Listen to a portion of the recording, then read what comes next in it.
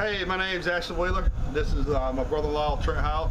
We're coming live from you today from Rosewood, North Carolina. We're teamed up with the North Carolina Pork Council, and we are demonstrating on how to cook a whole hog on wood.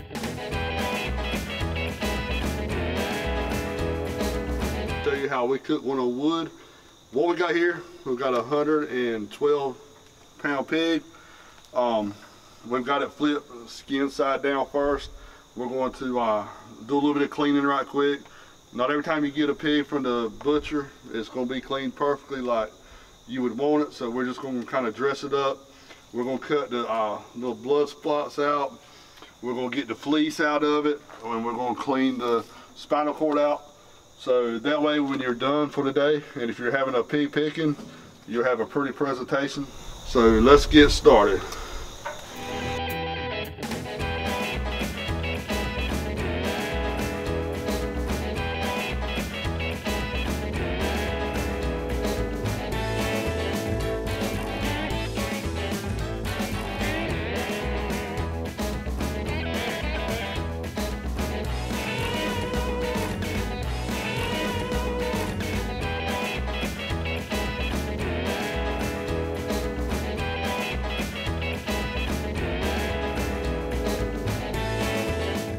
So what Trent's doing here, he's pulling the fleece back.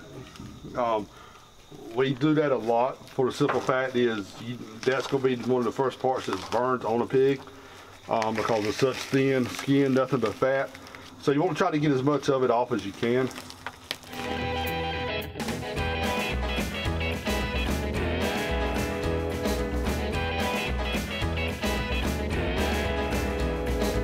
While he's doing that, I'm just going to take my finger down the backbone. Get that spinal cord out. Usually you run your finger down it, it'll pull right out.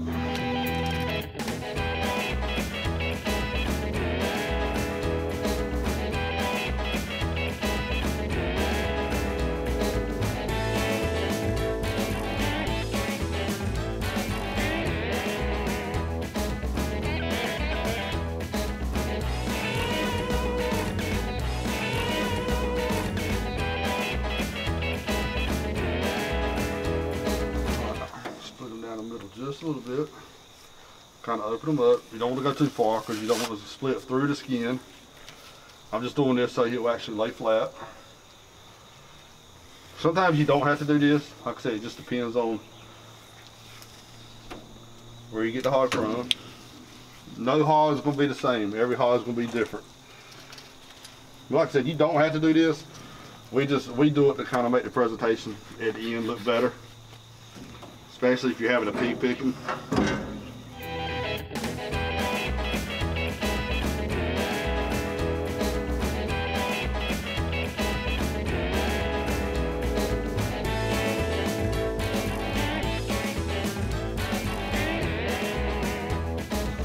Alright, now that's done. We're just going to take our towel, kind of wipe the blood up.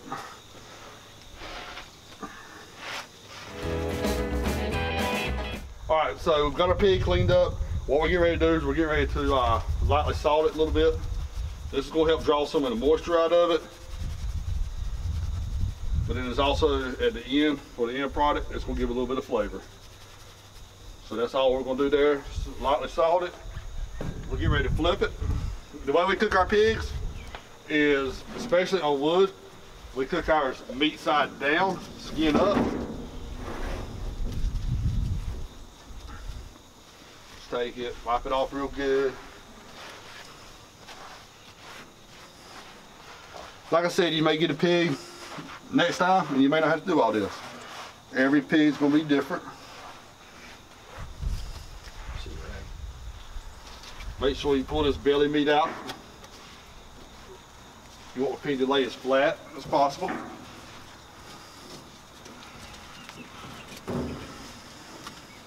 After that, we're going to salt the skin down real good. This too would also draw moisture out, and this will help with the crispiness of the skin. Everybody likes crispy skin.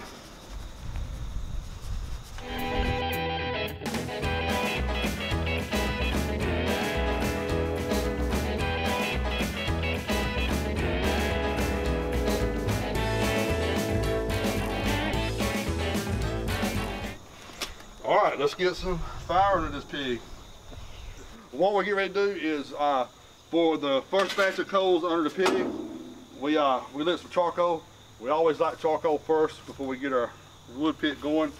So what we're gonna do, we're just gonna take it, dump it in there. My brother-in-law will come up behind me and he's gonna spread them out for me.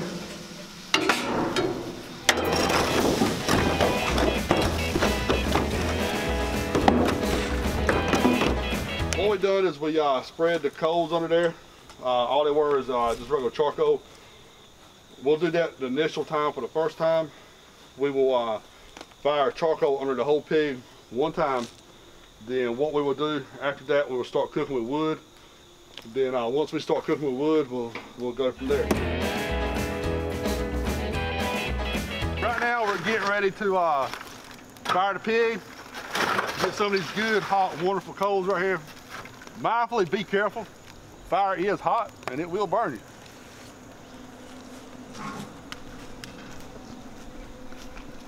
Got our charcoal down to spread out throughout the pig.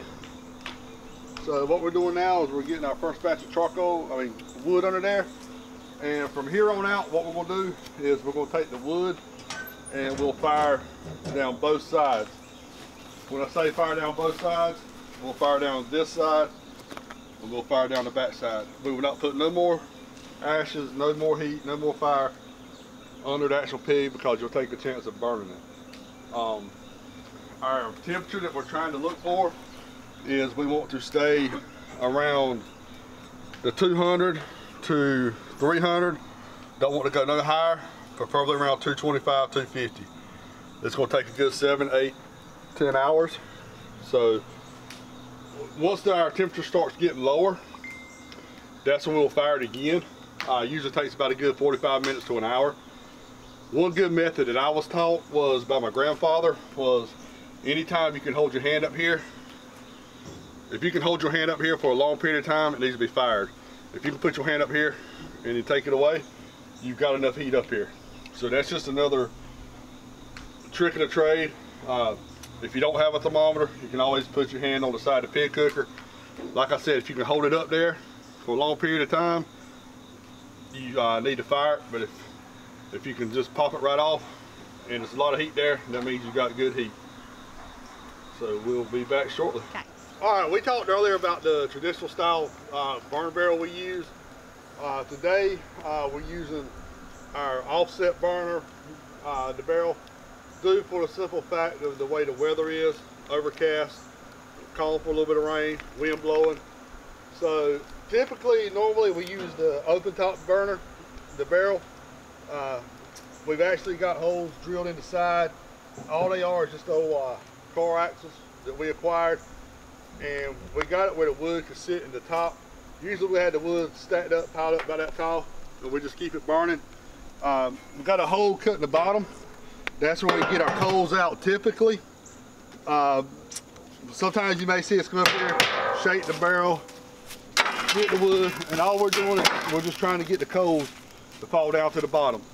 So this is what we typically use. Today we're using, like I said, the offset barrel, due for the simple fact of the way the weather is. You can pick barrels up anywhere. Usually you see people that have them on the side of the road for sale. You pick a barrel up $5, $10, get a torch, cut it out, and you're good to go. Get some more fire. Now we're gonna do the front side again, the back half. Fire down the side, a little bit in the middle, put them hands half again on the back side. Remember, as high as you can. And that's firing the pig. Wish I 275, about where we want to try to keep it. Once again, we're using a thermometer, but we also use the touch the hand. She's hot, it's what she wants, touch the corners.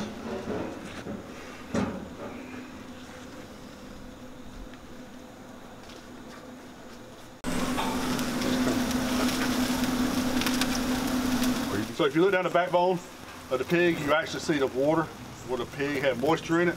What that is, that's where that salt and has actually drawn that moisture out and where the pig is cooking. So what we're going to actually do is we're just going to wipe it out. Just wipe it right on the grill. It's not going to hurt nothing, I promise.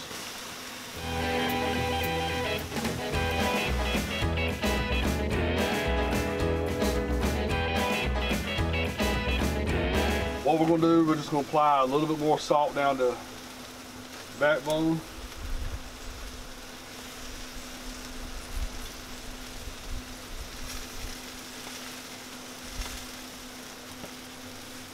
And we're going to lower it back down. Doing that, that's one of your key points, that you want not to have moisture, because if you do have moisture, that's where you're going to have a harder time getting your skin crispy. It's going to be along that backbone. Because it holds in that moisture. So you're constantly having to check it, get it out. So right now we're in our 7th hour of cooking this whole hog barbecue on wood. Right now you're getting to the state where you want to be careful when you fire it, how much coals to put up under it, because you can burn it. So what we're going to do is we're going to look up under the pig, look up. It's good to have a flashlight so you can see, make sure there's no burnt spots. Then we're actually going to raise the pig lid up, or the cooker lid up, and check the pig for doneness. That way we'll know about how much more time, how much longer we're going to be, so we can start getting other things prepared to actually start chopping the barbecue. So what we'll do is we'll get down here and we'll just kind of look. And all I'm doing is just looking, make sure I ain't got no burnt spots. So far it's looking good, dripping grease. As we talked about earlier, you see the grease in the bottom. That's another reason why you don't want to fire in the pig up under it directly, because as that grease is dripping, it will catch on fire. And if you do get a fire in your pit, you're going to have problems. All right, let's check this pig, see what we got going on. So as we check the bottom side, now we're going to check the shoulders. And as you can see, we're going to spice them off a little bit.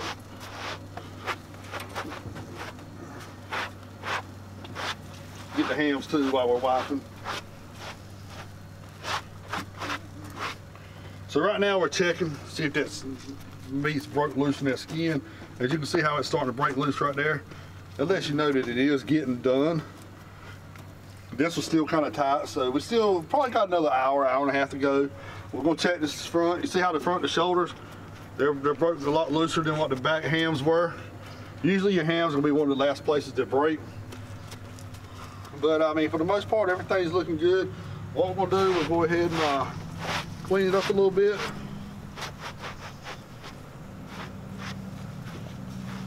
Just want to get all that salt off. You ain't gonna be able to get all of it, I'll start off with.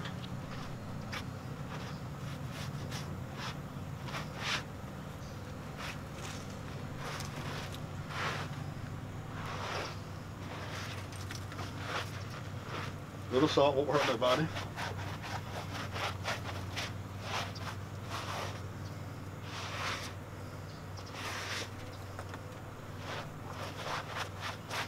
Got a pretty color to it.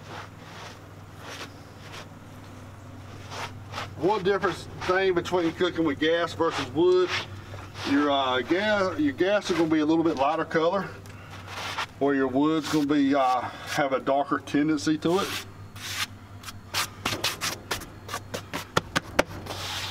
See, it's broke loose from the side meat. So like I said, probably about another hour, 45 minutes to an hour. We're gonna fire it up one more good time, a couple times, and go from there. We'll flip it over and check it out later on. We will see you shortly.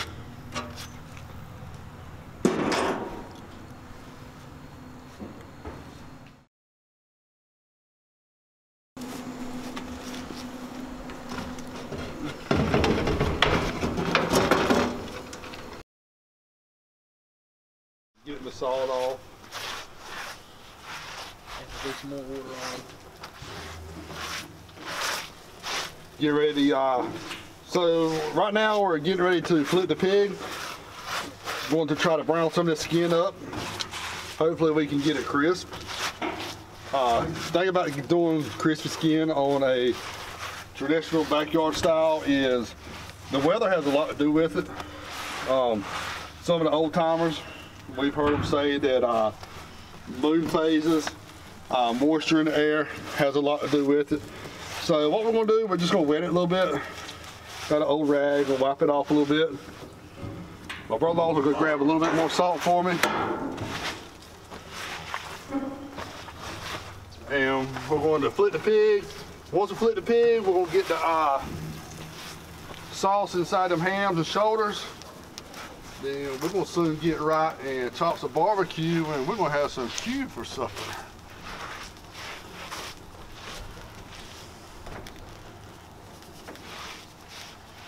If you noticed earlier what we talked about with the shoulders, see how that right there is broke loose? It's crinkled up a little bit. Same thing as with the hams back here in the back. Once we get it flipped over and it cooks a little bit longer, it's gonna break loose even more.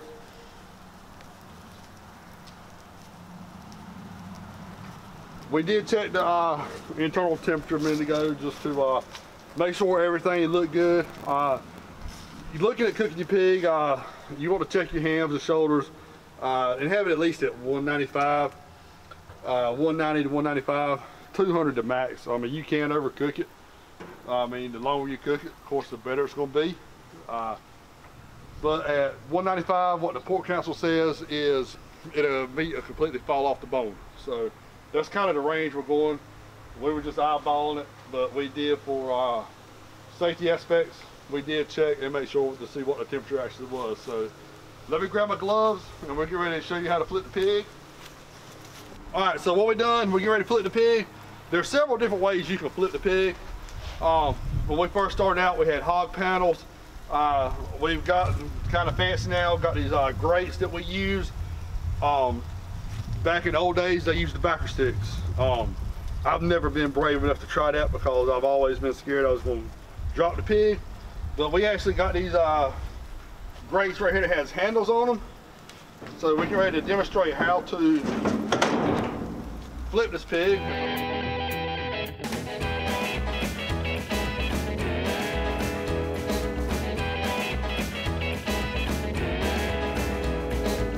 Just that simple. Now you got to be careful because your pig may be stuck, but there's nothing wrong with that. If it is, just mash it down. Sometimes you may have to beat it.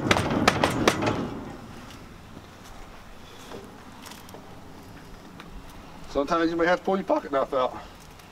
Tree, you got your pocket knife?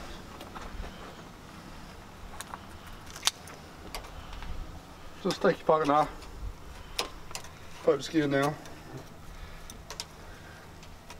Especially if you're doing a pig picking, you want to try to keep as much of the hog in contact as possible.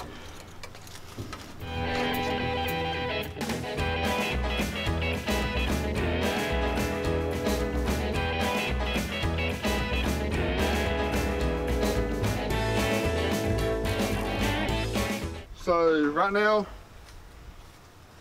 we're getting ready to bust the hams and the shoulders up. As he's doing that, he's gonna get the front and back ham. And all we're doing is allowing some of that sauce to get in there and cook a little bit. Give it some flavor. He's gonna come right to the shoulders. And as he's doing that, I'm gonna come right behind him.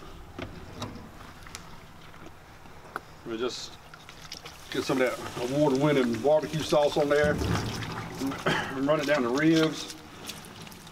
Come right to the shoulders. Get it on the shoulders. Just kind of let it sit there, soak in a little bit. Something I always do. Come right back here. Ready? So we shower here to taste it. Tastes like award-winning barbecue right here to me.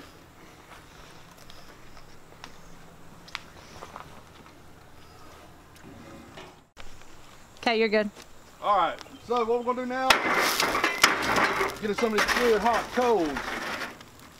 This is where you got to be careful. Notice I said at the beginning, we're not gonna fire it down the middle no more times. The last time that you're gonna fire, we hope this is gonna be the last time. I'm gonna start down on the sides, then I'm going down and I'm gonna fire down my middle one good time. And what we're doing now is working on getting that skin crispy.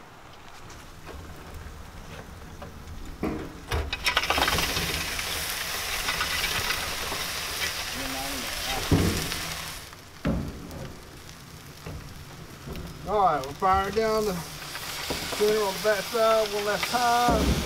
Like I said, you got to be careful because you get grease gets on fire. Alright, we close the lid. So earlier we tried to crisp up the skin a little bit. So if you're going to do a presentation for your pig picking, right now we're pleased with it. Do you hear it? You hear that skin? That means it's going to be hard, it's going to be crunchy. That's going to be some of the best eating you've eaten. It is kind of dark up in here, but like I said earlier, cooking with cooking with wood, it's going to be a little bit darker.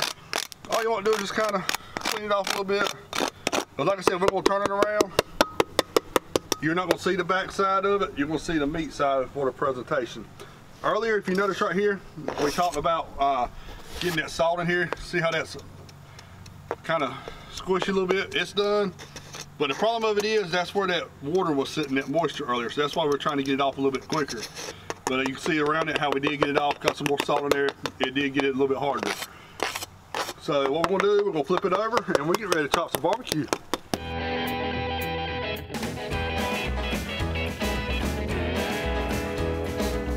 Now here comes the fun part. We are getting ready to tear this pig apart, get ready for to chop it. And we're going to serve chopped pork.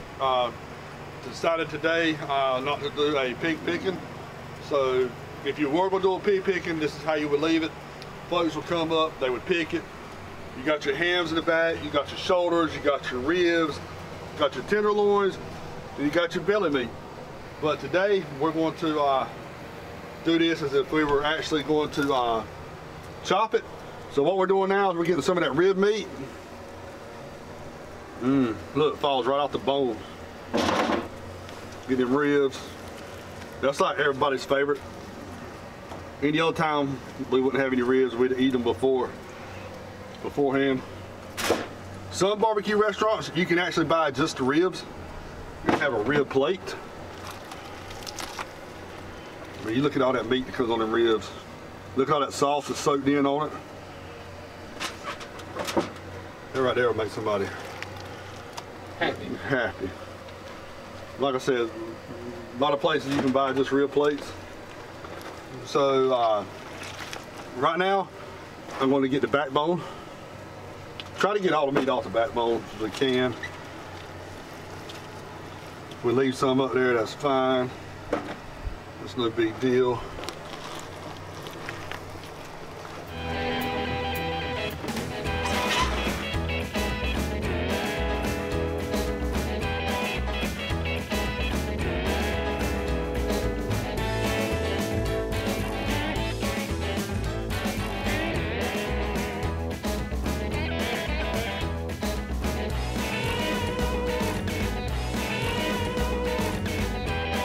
All right, so what we're gonna do now, we're gonna wrap these up, we're gonna take them aside.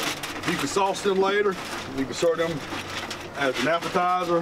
Like I said, they're kind of a delicacy. People usually want to fight over the ribs.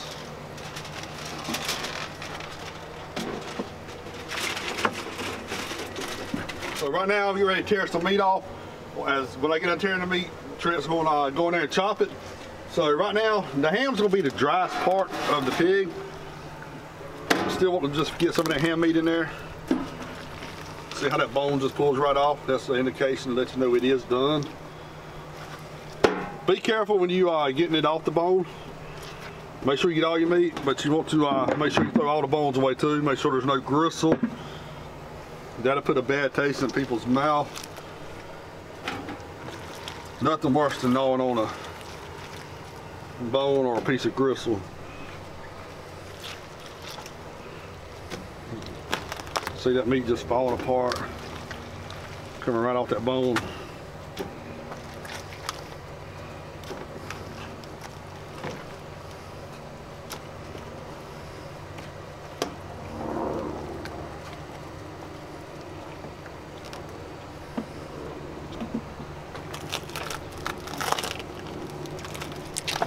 See that bone come right out? That's an indication that you know it is done. That's what you want. Like I said earlier, 195 degrees. See how it's falling off the bone. All right, we're gonna move right on up.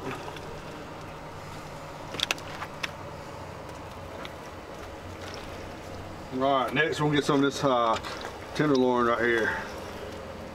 That's where your pork chops come from. Throw some of that good meat in there.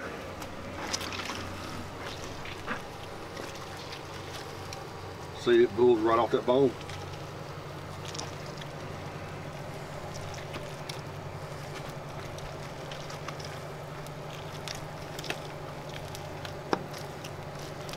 Trent's just looking over me, making sure I don't throw any bones in there.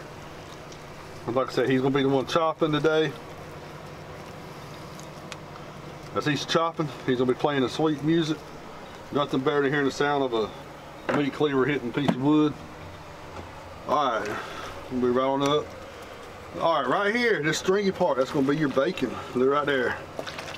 That's gonna be where your flavor's at. It don't get no better than that right there. That right there is some pretty meat.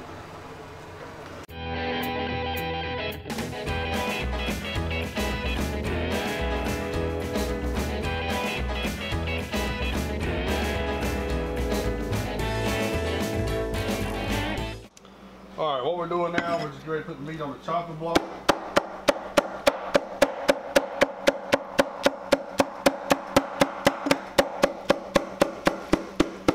Just kind of put it over here to the side, and what Trent does, he pulls it over with his knife, his meat cleaver. He can get whatever he wants at the time.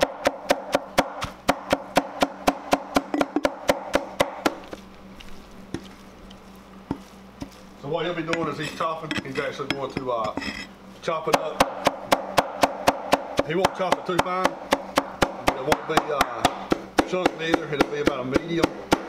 And as he's chopping, he's actually going to look for gristle, bones. If you notice the different types of meat, you've got your ham and your shoulder, some of your bacon, you can tell by different colors. Some are lighter, some are darker. Once he gets that chopped, he'll dump it into the cooler. The cooler will keep it warm, and it'll stay warm until all the barbecue's actually chopped. Then we will come back and we'll show you how we season it. So you just want to take it, dump it right in the cooler, just like that. And he's getting ready to start back chopping.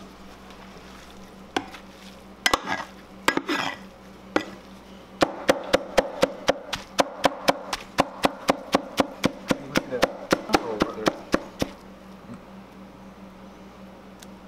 Always be careful putting your hands on there so it doesn't get chopped off. Definitely don't want those fingers in our barbecue. No, would not be good.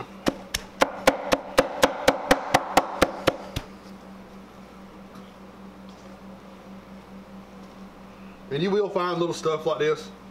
That's one good thing about hand chopping it versus some people run it through a meat grinder, which there's nothing wrong with that. It just depends on how coarse you want it chopped. But to get that old traditional style, we always chop it with a meat cleaver.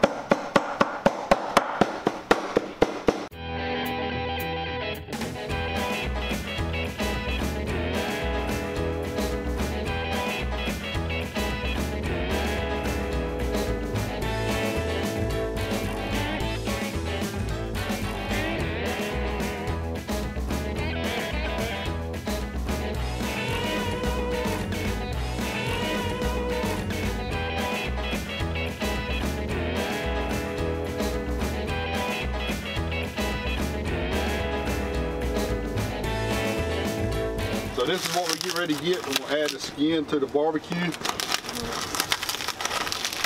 Give it a little bit more flavor.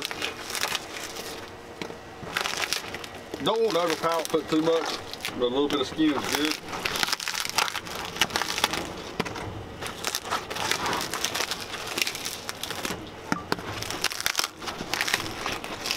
Skin's got a nice little pop to it.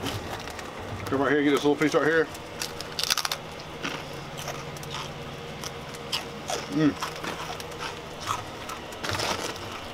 So we'll take this right here.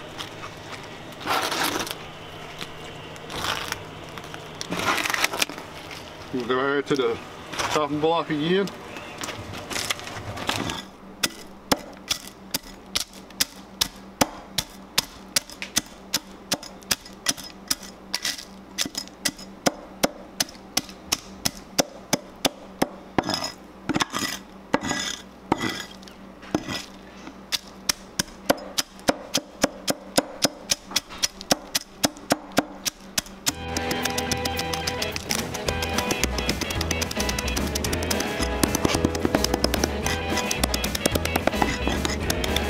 What we're getting ready to do is, this is going to be the last step of the barbecue process before we get ready to serve it. We're going to salt it down real good, add a little salt. Then we're going to add our Eastern North Carolina style barbecue sauce. Shake the jug up real good. And we're going to pour. All right, what I'm going to do, we'll get down here and I'm just going to start mixing it.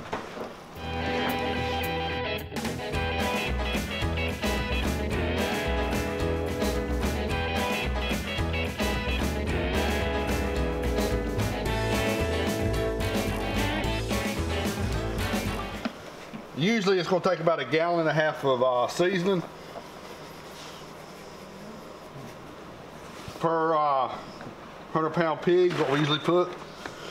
A good gallon, 1.25 gallons. You want to taste it as you're going. You want to put a little bit in there. We'll mix it one more good time. Get down there in the middle.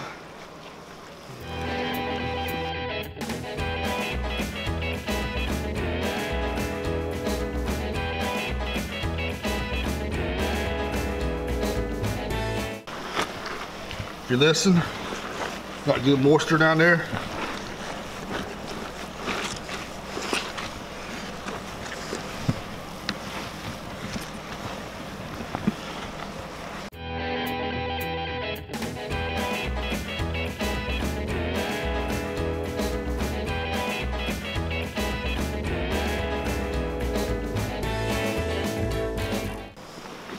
All right, here comes the fun part. Let's taste it, see what it needs. Got plenty of salt.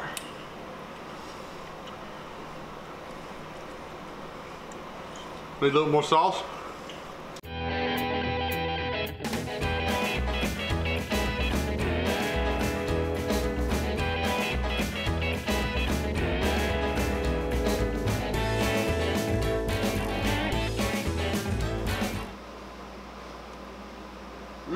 Well, I said we cooked some mighty good barbecue today. I think we did too. Nothing like eating some good old Eastern style North Carolina barbecue. So guys and gals, hate y'all missing out on the show. Trent, you want to have anything you want to add for today's episode of how to cook a whole hog barbecue? It ain't that hard. Get out and do it, guys. You can't screw it up so bad.